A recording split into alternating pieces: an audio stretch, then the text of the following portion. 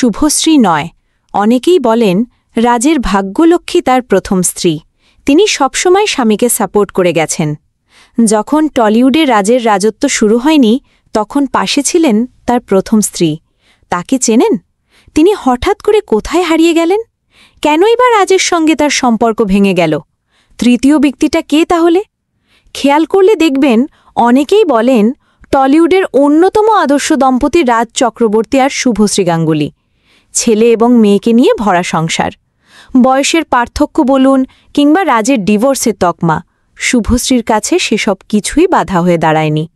শুভশ্রী বিনোদন জগতের, কিন্তু রাজের প্রথম স্ত্রী বিনোদন জগতের মানুষ ছিলেন না। এটি যে দেখতে পাচ্ছেন, ইনি রাজের প্রথম স্ত্রী শতাব্দী মিত্র। রাজ মধ্যবিত্ত পরিবারের ছেলে। টলিউডে আজ ভীষণ পরিচিত নাম, কিন্তু এই সাফল্য একদিনে আসেনি। প্রচুর লড়াই করেছেন, স্ট্রাগল করেছেন। হালিশহর থেকে এসে টলিউডে যখন স্ট্রাগল শুরু করেছেন তখনই রাজের সঙ্গে শতাব্দীর আলাপ হয়।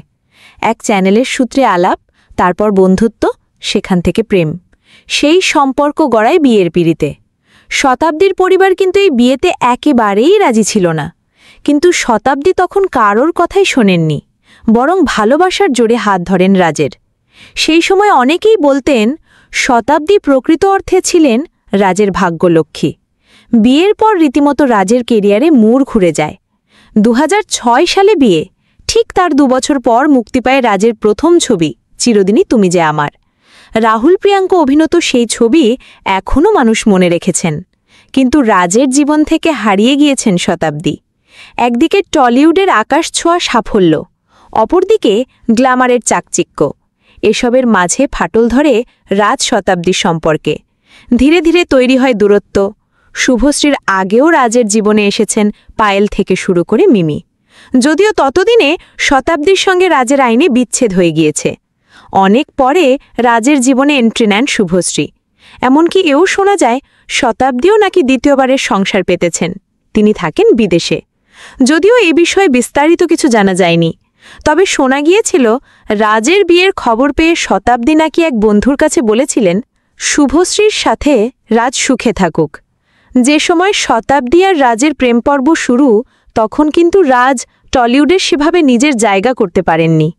চোখে শুধু ছিল রূপালী পর্দার একরাশ স্বপ্ন। আর তখন রাজের পাশে ছিলেন তার স্ত্রী শতাব্দী।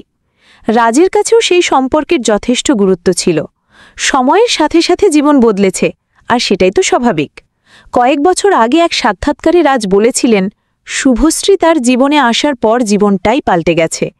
আগে জীবনে শুধুমাত্র কাজ গুরুত্ব পেত, আর এখন পরিবার গুরুত্ব পায়। পরিবারের জন্য তিনি কাজ করেন।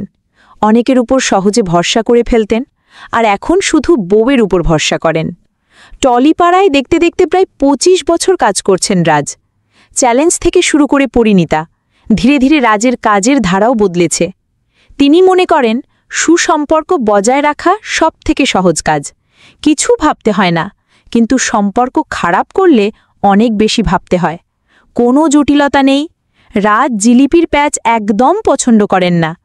রাজের বিশ্বাস প্রেম কখনো মেপে হয় না।